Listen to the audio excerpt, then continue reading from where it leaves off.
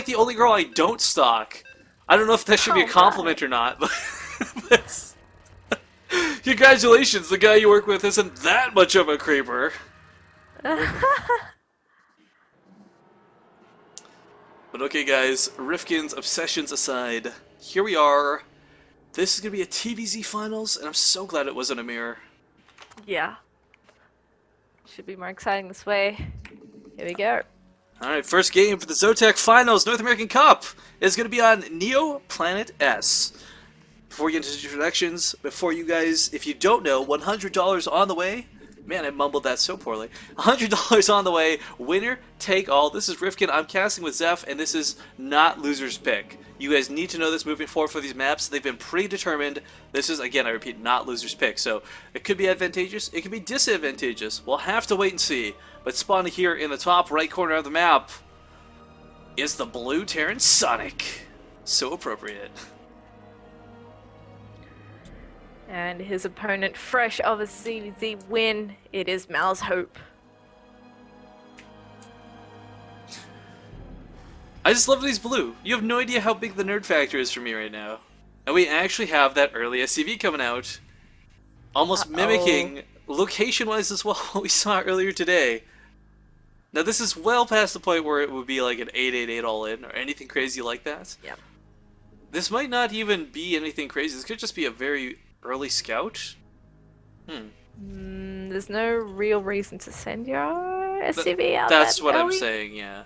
I'd love for him to do like a T-Rex pressure, but it looks like it will just be... Oh, maybe an engineering bay block. Maybe. Oh, okay, that would make a lot more sense. I was going to say, like, the T-Rex is kind of... The timing isn't there. The engineering bay block would make the most sense to me. Nice. Well, I like the reaction by Hope too. He just slaps down the pool first. Actually, not even an engineering bay block, just being annoying with an SCV. I guess Sonic, I mean, buying himself a couple of extra seconds with this hatchery, it could allow the Reaper to get in here and do a little more damage, I suppose. Okay, it is going to be an engineering bay block, but like the most awkward engineering bay block ever, because of course this SCV is about to pop if he continues to try and build it.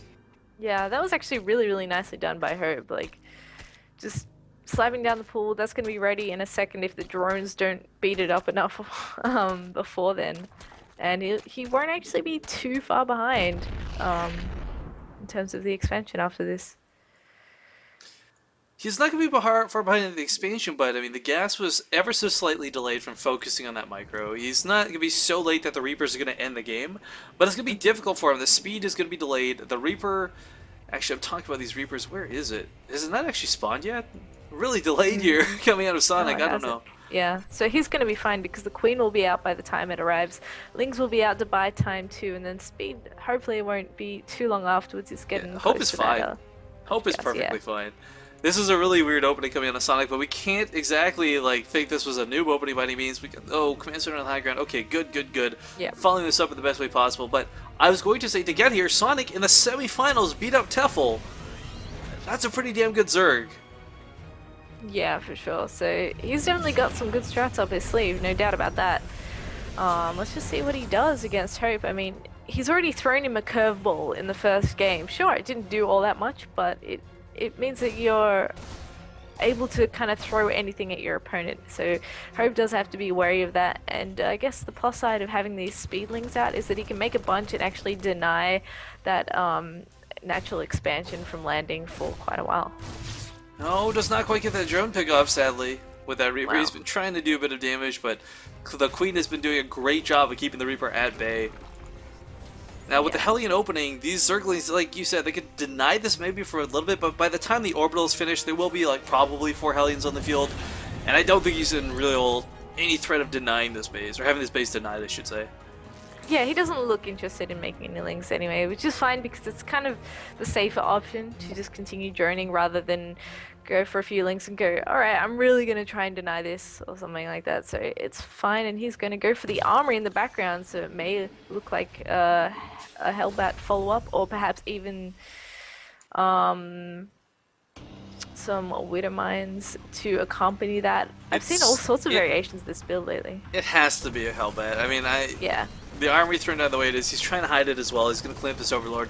Hope, he might not physically see this as coming, but the fact that this seems to be the Terran go-to build right now, get some Hellbats, go for some drops. Sonic is, I don't know. He could catch Hope off guard, and if he's banking on that, then I think he'll lose this game. But if he does catch him off guard, but continues with very sturdy macro behind this, he'll be A-okay to actually take quite a big advantage this early on. Yeah. I like how the Marines were positioned to deny the overload from scouting the rest of the base, but that can also tip the Zerg off to the fact that you might be up to something sneaky, so you should be wary. And of course, Hope is going for the Roach Warren and a Lair at the same time. This is actually really cool. He's coming with the Hellions. He's going to make it look like it's just going to be constant Hellion pressure. He might not be expecting a drop in the main if he's constantly looking for the Hellions outside the natural. I think he's more or less expecting it though, because he's already got spores in the mineral lines, because the medevacs do tend to go straight into the mineral line and then drop the Hellbats actually on top of the drones. And Roach is coming out now too, so I think he will be well prepared for this. I'm not a Zerg player, I can't speak for him. Oh, the medevac going to be revealed though, so I was going to say, I think the spores are honestly in anticipation of Widow Mines more than the Hellbats, but Zerglings will confirm the Hellbats are on the field. Yep, and not quite getting any SCVs. Can he get one? No! Unfortunately, not today. But the drop is going to come in. Roach is in position. Hope's ready to take this. But the Hellions, if they run straight up to the main, the distraction tactics might be enough. He's going to get some drones here for sure. And we'll get into the main as well. And a lot of barbecue being started here. Yeah, really nicely planned attack from Sonic so far. Unfortunately, it hasn't done too much damage. It killed 9 workers, not bad, but not entirely worth it for the medevac. If he just lost the Hellbats, not the medevac, that would have been completely worth it and all right. But that medevac is so important, especially this early in the game.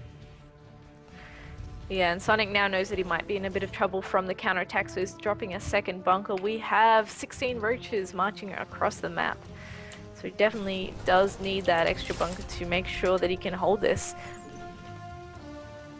The Hellbats will be nice, and of course against slow roaches, they're not too bad either, but once that glial reconstitution, the speed for the roaches kicks in, these Hellbats will not even be able to touch them.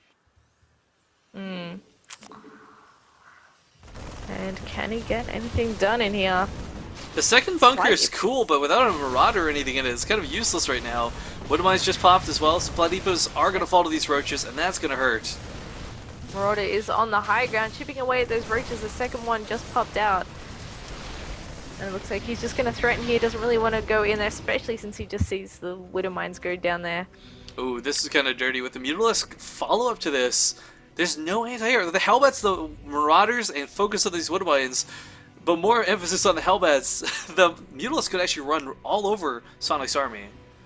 Yeah, he needs to be making Marines like yesterday. He does have 2 racks coming up just now though with reactors, so he will be able to start pumping out those Marines. Stim will be finished as well, perfectly timed out for that.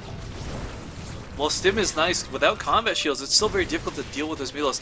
Nice positioning here for those Hellbats though. The medevac also gets out alive, and the roaches are going to come home and clean this up.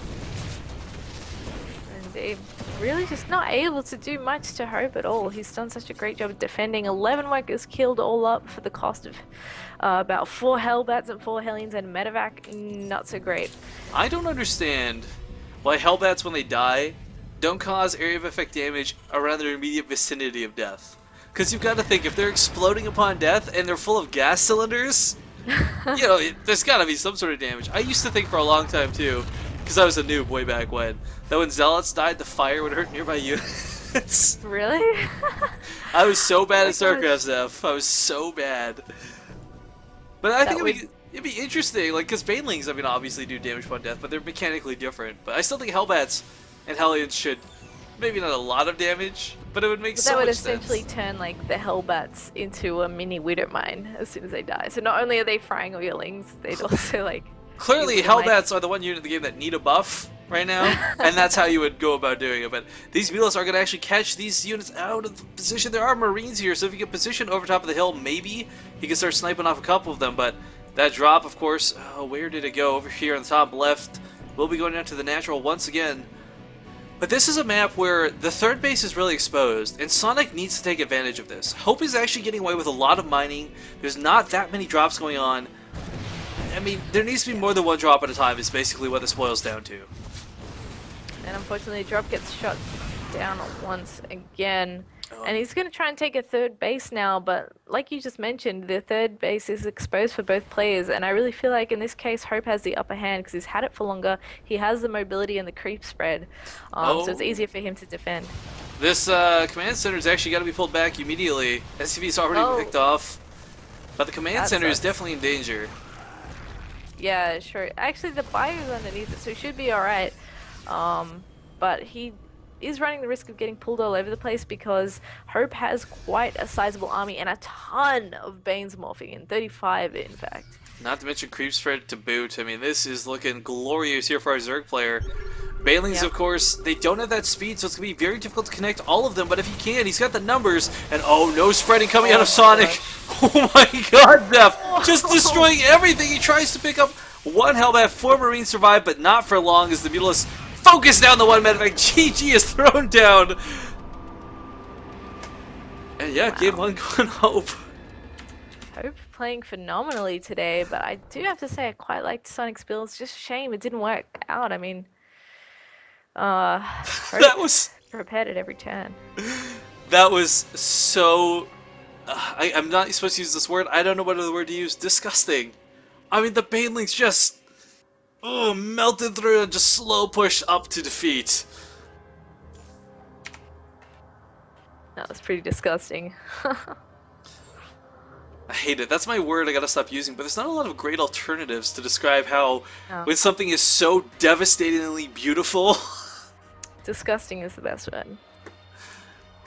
But okay guys, that's only game 1. This is a best of 5, of course, so we got plenty more games in store. Daybreak will be the next map. And I've not seen Hope do well. Hope is not a name we've seen in the finals, much less ZOTAC in general, so really cool seeing him.